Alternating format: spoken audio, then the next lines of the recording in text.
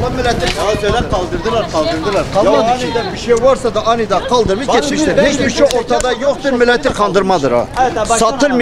Satılmayan mal ondan sonra ortada koyuyor, o diğerde bir şey yok. Hani millete dedi ki her şey indirimde, %30 kalem. 30 kalemde geldi bir yağ indirim vardı, yağda da ortada bir şey yok. Toz şeker var, orada da ortada yok. Hiçbir şey yok. Yani alanda da zararlı çıktı. Diğer marketlerde sözde bu devletin daha indirimli olması lazım. Yine hepsi aynı fiyattır. Hiçbir değişen bir şey yok. Tamam hadi eyvallah. Bu fakir fakanın hali ne olacak halimiz? He? Ya Mehmet ya ondan sonra sözde indirim. Geldik burada diyor indirim bir şey yok. Ne indirim diyor? Her şey malı aldı dezgaha gitti kasaya diyor indirim yok.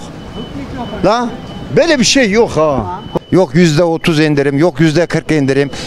Aldığım fiyata 45 liraya aldığım fiyata şimdi 45-9 lira yani böyle insanlarla dalga mı geçiyorlar bunlar? Halkla dalga mı geçiyorlar yani? İndirimmiş. İndirim bir şey yok. İnsanlara sırf dalga geçmekten başka bir şey yok. Buyurun. Neymiş? %30 indirim. Ne? Şimdi nerede %30? 2 lira indirim yapmış. Çocuk mu kandırıyorlar? Ateş pahalısıdır. Bunlar mahsus öyle yapıyor. İndirim yok, aynıdır. Abi domateste indirim vardı. Bazı kalemlerde indirim var. Şekerde böyle 2-3 lira inmiş. Patateste indirim var. Soğanda var. Şimdi gördüklerim bu. Çok yeterlidir yani cüzi bir indirim 2 ve 3 lira bir indirim var.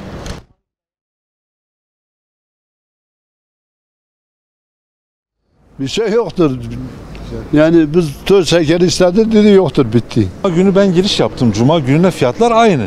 Cuma günü de ya 46'ya görmüştüm. Bugün de 146. Sözde %35 indirim görünüyordu. Yani fiyatlarda benim gözüme çarpan bir değişiklik yok. Dışarıdaki marketlerle hatta daha yüksek bile görünüyor. Yani normalde dediklerine göre %30 indirim bayağı bir fark etmesi lazımdı. Ben şu an fark edilen hiçbir şey görmedim yani. Ha belki bazı ürünlerde bir nebze yapmış olabilirler ama tahmin edersem yeterli ürün yok. Örneğin benim gözüme ilk yağ çarptı. Yağ raflarda yok. Yani görünürde bunu söyleyeyim normal görünüyor yani öyle çok yani ne çok aşırı pahalı ne de çok büyük bir indirim.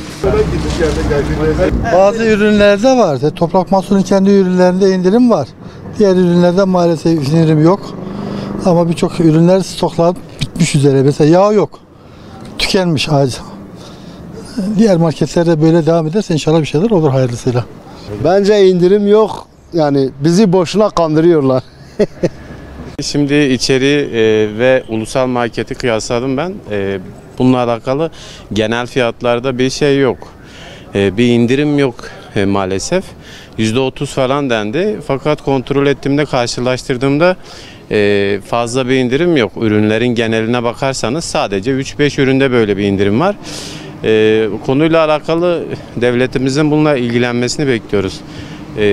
Çünkü çoğu üründe gerçekten de hemen hemen aynı fiyat olarak görüyoruz bunları. Dün 146 liraya BİM'den aldım. Burada 146 liradan yoktur. O da ortada yoktur. O aynı o fiyattır.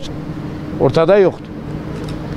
Devlet buna el atması lazım. Her yerde haberlerde, yayınlarda konuşuyorlar. Diyorlar efendim indirim var fakat geliyoruz bir şey yok. Diğer illerde var. Benim çocuk İstanbul'da telefon açıyor diyor baba yağ 80 lira 90 liradır. Tarım kooperatiflerinde geliyorum bir şey yok.